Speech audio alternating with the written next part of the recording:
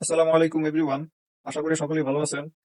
আজকে আবার হাজির হলাম একটি 1000 বিআই স্কোয়ার ওয়েভ সুকাম ইনভার্টার সার্কিট নিয়ে। এই আইপিএসটি আপনাদের কাছে পরিচিত একটি সার্কিট। এটি হচ্ছে একটি সুকাম মডেলের সার্কিট। তো এই সার্কিট দিয়ে আমি একটা 1000 বিআই আইপিএস তৈরি করেছি। ট্রান্সফরমার সোয়াপ আছে, 3 ইঞ্চি ফিটনেস। এই আইপিএসটি মোটামুটি অন্যান্য সার্কিট থেকে এই সার্কিটের পারফরমেন্স খুবই ভালো। চার্জিং সিস্টেম, আউটপুট সিস্টেম প্রত্যেকটা জিনিসই আপনার অনেক ভালো। আইপিএস এর লোড টেস্ট করে আমি আপনাদেরকে দেখাবো। আইপিএস এর এই যে এখন আইপিএস ডিসপ্লের সামনে হচ্ছে আমার এই অপশন। আইপিএস এর সুইচটি অন করতেছি।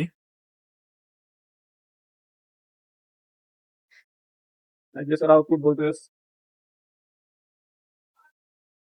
ফ্রিউড আছে আপনার 249 এবং আপনার নো লোড এম্পিয়ার লস হচ্ছে 1.5।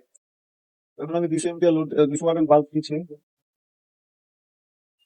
200 ওয়াটে আছে আমার 243। এই যে আমার লোড। তারপরে 400 ওয়াটে আছে 230 এবং এম্পিয়ার 400 ওয়াটে আমার এম্পিয়ার লস হচ্ছে 3.3। 200 এম্পিয়ার হচ্ছে 3.7।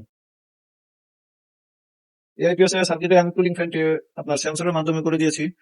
এটা যখন হিট 32 ডিগ্রি হবে তখন এই কুলিং ফ্যানটি অটোমেটিক ভাবে চালু হবে। আমি যখন 200 ওয়াটে বন্ধ করে দিলাম, এই যে আমার ফ্রি লোড দেখেন এখন 239 থাকে। অন্যান্য স্কোয়ার বাইকে দেখা যায় যে ফ্রি নো লোডে আপনার কারেন্ট থাকে 270 280। তো সেই ক্ষেত্রে হয় কি, অন্য সময় লাইট, ফ্যানের রেগুলেটর এগুলো ঘন ঘন কেটে যায়। তো আমার আইপিএস ট্রান্সফরমারটি আমি আপনার 10 সেকেন্ডারিতে 10.5 ধরে পেঁচাইছি, যার কারণে আমার আইপিএস এ বেশি হাই ভোল্টেজ থাকে না। এবং যে ভোল্টেজটা থাকে আপনার ফুল লোডও সেই ভোল্টেজটা স্থির থাকে, স্ট্রং থাকে। তো এই আমার এখানে যে সেন্সরটি আমি লাগাইছি, এই যে 103, এখন এখানে আমি যদি আপনাদেরকে টেম্পারেচার মিটার লাগিয়ে দেখাই, আমার হিটসিনের এখন এটা 23 ডিগ্রি গরম আছে। যদি আমি 200 ওয়াটে লোড দিই আবার, এই যে এখন আছে 24। তো এটা যখন আস্তে আস্তে আপনার 32 ডিগ্রি আসবে, তখন আমার হিসিনটা 32 ডিগ্রি গরম হবে, তখন আপনার এই কুলিং ফ্যানটা অটোমেটিক চলবে। তো এখন এটাতে আমি কারেন্টের লাইন দিয়ে দিচ্ছি।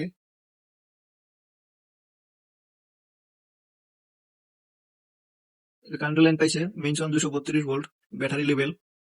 চার্জিং হচ্ছে, আমি 13 এম্পিয়ার 13.5 এম্পিয়ার আর কি চার্জিং দিয়ে দিয়েছি। এবং আইপিএস এর যে ভেরিয়েবলটা থাকে এম্পিয়ার ভেরিয়েবল, এই যে এখানে যে ভেরিয়েবলটা, আমি এখানে একটা ফিক্সড ডিস্টেন্স লাগিয়ে এম্পিয়ারটা ফিক্সড করে দিয়েছি, তাতে ভবিষ্যতে আমার ভেরিয়েবলটা অনেক সময় কি হয়, নষ্ট হয়ে যায়। তো নষ্ট হয়ে যাওয়ার কারণে এম্পিয়ারটা হাই হয়ে যায়, তখন আবার এই ট্রান্সফরমারটা খুলে আসে। আমার এই এম্পিয়ারটা আমি ফিক্সড রাখছি। এই এম্পিয়ারটা ভেরিয়েবলটা নিয়ে আর কোনো চিন্তার কারণ নেই। তো আপনার এই বৃষ্টি ফুল চার্জ হলে আস্তে আস্তে এম্পিয়ার কমে আসবে। এই যে এখনো চার্জ হচ্ছে। এই যে আমার ডিগ্রি সেলসিয়াস তাপমাত্রা বাড়তেছে, এখন আছে 27 ডিগ্রি, এই যে 28। এটা যখন আপনার 32-এ আসবে, তখন আমার ফ্যান অটোমেটিক চালু হবে। তো এটা ধরে রাখলে অনেক সময় লাগবে, এটা তখন 32 ডিগ্রিতে আসবে এবং ফ্যান চালু হবে। আমি তখন আবার ভিডিও স্টার্ট করতেছি। এই যে 32 ডিগ্রিতে আসছে, আমার ফ্যান অটোমেটিক চালু হয়ে গিয়েছে এবং এম্পিয়ারও প্রায় 8.7। এম্পিয়ারটা আস্তে আস্তে যখন কমে আসবে এবং হিটটা যখন কমে আসবে, তখন এই কুলিং ফ্যানটি বন্ধ হয়ে যাবে।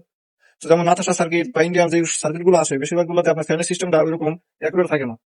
তো এমন অনেক সময় আছে আপনার বোর্ড থেকে দিলেও অনেক ঝামেলা করে। এসব আমি আপনার এই কুলিং ফ্যানের লাইন দিলে এটা কিন্তু আপনার সবসময় চালু থাকে না। অনেক সময় দেখা যায় ট্রান্সফরমার প্রচন্ড হিট হয়ে যায়, তখন প্রয়োজন মতো ফ্যান চালু হয় না। আবার অনেকে আমরা এই যে সেন্স বা পিডাব্লিউএম ভোল্টেজ থেকে দিয়ে থাকলে এটা 24 ঘন্টায় ফ্যান চলে।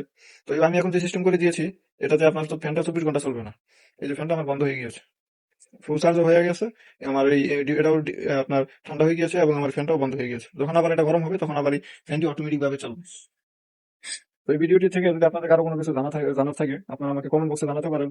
এবং কেউ যদি জানতে চান এই কুলিং ফ্যানটি কিভাবে তৈরি করা হয়েছে বা কিভাবে সেট করা হয়েছে, সে সম্পর্কে যদি আপনাদের ধারণার প্রয়োজন হয়, আপনারা আমাকে জানাতে পারেন। আমি আপনাদের ভিডিও সহকারে পরবর্তীতে সেই বিষয় নিয়ে আপনাদের সাথে আলোচনা করবো।